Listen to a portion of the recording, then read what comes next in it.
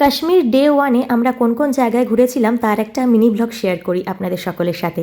প্রথমে আমরা যেহেতু ডাল লেকের কাছে একটা হোটেলে উঠেছি, তাই ডাল লেকটা আমাদের ভালোভাবেই ঘোরা হয়ে গেছে। আর তারপর দিন সকালবেলা বেরিয়ে পড়েছি কাশ্মীরের সবচাইতে বড় বিখ্যাত দরগা দেখার জন্য। আমরা যেটাকে মসজিদ বলে জানি, এটাকে সেখানে এদের ভাষায় দরগা বলে। আর সত্যি কথা বলতে আমি একজন ধর্মী হিন্দু মানুষ, কিন্তু এই দরগায় গিয়ে অসম্ভব একটা শান্তি লাগছিল। হঠাৎ করে যেন একটা শান্ত জায়গায় পৌঁছে গেলাম। দরগাটা ভীষণ বড়, আর তার পেছনে ছিল একটা বিশাল বড় লেক, আর সেই লেকে বোটিংয়ের ব্যবস্থা ছিল। আমার হাজব্যান্ড, আমি আর ভিহান দেখে তো ভীষণ এক্সাইটেড হয়ে গেছিলাম বোটিং করবো জন্য।